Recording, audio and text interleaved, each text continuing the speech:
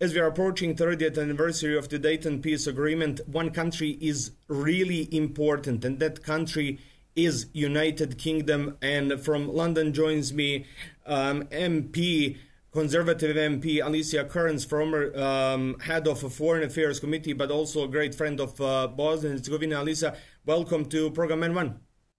Thank you so much. Let me ask you straight a first question, and it's related to current, not to back what was happening 30 years ago. Milorad Dodik, sanctions against him and SNSD have been removed by United States, but United Kingdom is keeping your sanctions against him. How you comment this situation? So obviously the US has to answer for their own decisions, but look, we are seeing positives, which of course is the removal of Dodik, but the survival, that we have not seen a crisis across the country despite Dodik having been removed. Obviously we've seen the appalling laws that he tried to put in place rescinded by the Assembly. These are all good things and they show how far Bosnia has come. But from my perspective, I'm not ready for the UK to remove their sanctions, because I think it's important that we say, yes, the US has removed them, showing that there is good progress, but actually the UK is going to keep ours in place until we can be certain that we are going the right way and that we're going to continue doing the right way, because none of us know what influence Dodik is going to continue to have over his party, but also I still have concerns, and obviously just because he's no longer a leader does not negate his negative behaviour in the past.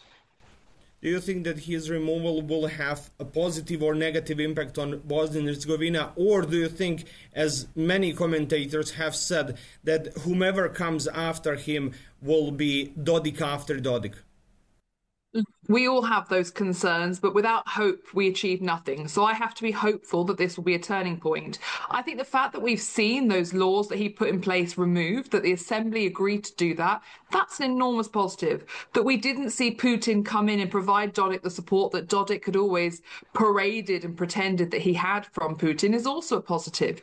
So look, in my heart will always have a positive outlook for the Balkans and particularly for Bosnia. So I am hopeful that this may be a turning point and that we can see an improvement going forward. But if there isn't, that is where international partners, particularly Dayton signatories like the UK, need to make sure that we're watching and supporting Bosnia's future. But are you afraid or concerned that potential political trade or deal with United States, with Trump, could make a difference in US politics when it comes to Balkans? And if that is true, what could be relationship between United Kingdom and United States and EU when it comes to Bosnia and Herzegovina? Should you change your policies in London and Brussels to counter that politics, which could be changed in the United States? The US will determine what their foreign policy is going to be, but I'm very clear on what I think the UK government's foreign policy should be towards the Western Balkans. Obviously, the UK has just hosted the Berlin process for a few weeks ago, and it's really important that we remain absolutely committed. The UK and the US will not always agree, and it's important that we can disagree, because when you're close friends, you can change each other's opinions, but also you can agree that sometimes you're not going to reach agreement. But at this point, the US needs to continue to be the positive partner that we know they can be in the region, and to continue to be committed to a non-sectarian, positive, democratic future for Bosnia, which is ultimately what all Bosnians want. Let me ask you this. You don't always agree with your government at the moment in London, but how important or unimportant is that current special envoy for the Western Balkans is a seasoned diplomat, as Dan Pierce is, especially because she was recently ambassador to the States and ambassador to United Nations? I could think of no one better to take over after Sir Stuart Peach than Dame Karen Pierce. Obviously, I pushed my government to create the role of Special Envoy for the Balkans, so I'm very pleased that the new government has kept the role. And Karen, as I say, is an exceptional diplomat, one of our top diplomats, and it shows the importance that is placed by the UK on the Western Balkans. So I'm very pleased that she's been leading on that. I've been having regular conversations with her. She is a real powerhouse. And also she has served in the Western Balkans before. This is not the first time that she has worked on these issues.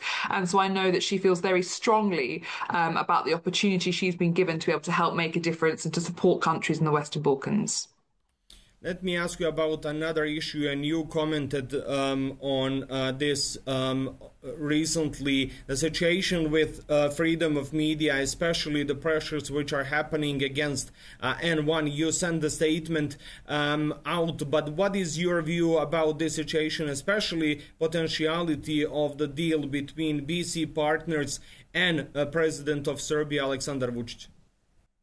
I am very concerned, understandably, and I think everyone should be, because media freedom is vital for a thriving democracy and to prevent a descent into autocracy.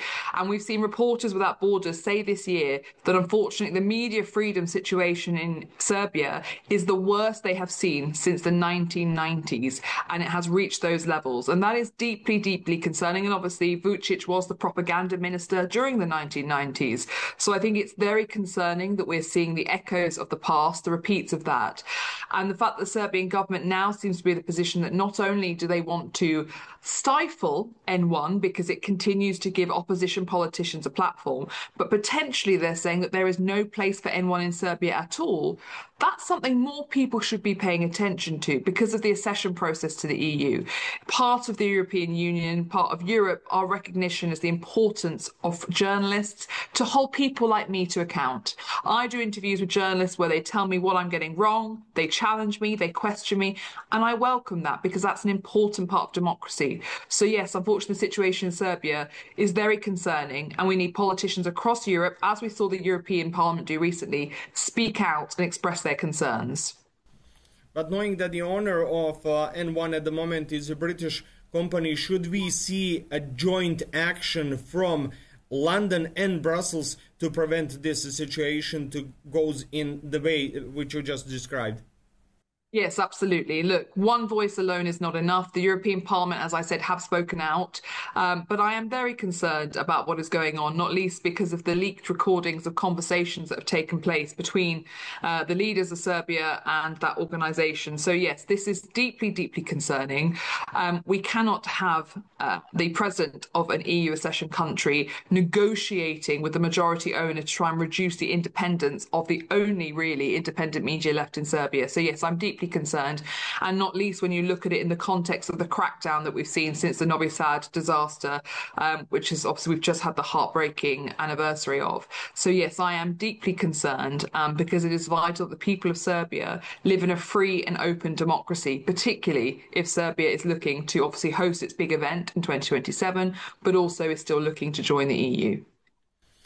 But there are still deals, and we just spoke about potential Dodik's deals when it comes to U.S. administration, but Vučić is also making deals with Trump's family. The former building of Chief of Staff's headquarters will be demolished so Jared Kushner can build a building in Belgrade. How do you see that situation? Ultimately, the US needs to make clear that their priority is the stability of Serbia and the freedom of the people of Serbia and democracy being upheld. It is not about pursuing business and trade deals if there is a continual slide into, as we say, Reporters Without Borders said, the threat of media freedoms reaching as bad as it was in the 1990s. So I am very concerned. The US needs to prioritize focusing on democracy and stability in the region, not anything else. And that is what I will continue to do because that's what the Serbian people deserve.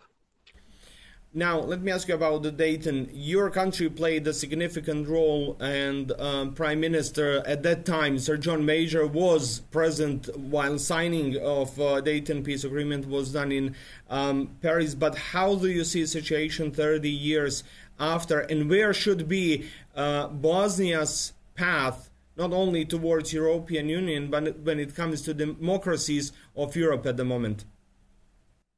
3 decades without conflict is an incredible achievement, and it is an achievement of the Bosnian people, because you have decided that you want peace, that you want to be able to move towards a future where everyone can have children who can create the dreams that they deserve and that they desire. So we should not underplay that 30 years of peace is incredibly important. Obviously, over the last few years, I have been very concerned about the risk of further conflict breaking out in the Western Balkans, particularly in Kosovo, but also Bosnian. But actually, let's look at what happened, particularly over the last few weeks. You know, the Republic of Srpska Assembly cancelling those Dodik laws. That's really important. It sends a really strong message about the resilience of the Bosnian state. But looking ahead to the next 30 years, I would love to see Bosnia move away from a less ethnically structured polity and politics. I would love to see a greater essentially less structured approach that allows all Bosnians to step forward and chart their own course. But it's for the Bosnian people to decide when and how they're going to do that, and for us to support you and to step away from any idea that Dayton signatories are leading the process. Alicia, this is not only Bosnia's anniversary, it's also anniversary of a Good Friday agreement, which is also coming to that 30th anniversary. In today's world, it's very hard to achieve deals like that and peace like that. Should these be lessons for broader global community at the moment when it comes to making a peace in the wars and world where we have wars at the moment? There's a lot to learn from our past, both in terms of where we went, where we got things right, where we got things wrong, and where we should have done things differently. It is an incredibly difficult time at the moment, and I am very worried about the risk of conflict beyond those that we already see. And obviously, we still have war in Europe because of Putin's renewed illegal invasion of Ukraine. There is a lot to learn. We need to bring peace to Europe so that the Ukrainian people can live their lives freely and without the threat of imperialism hanging over their heads. But the threat in the Western Balkans that there are still individuals who embrace imperialism and who embrace ethnic hatred is deeply distressing and deeply concerning, and that is why we have to continue to support and uphold the values of the Dayton Agreement. But we also have to recognise that that was 3 decades ago, and that there needs to be the ability to move forward, to transform and to learn. But yes, we should be learning from the past, but at the same time we shouldn't be held back by it. Alicia Kearns, thank you for joining us from London and for your work. Havala. Havala.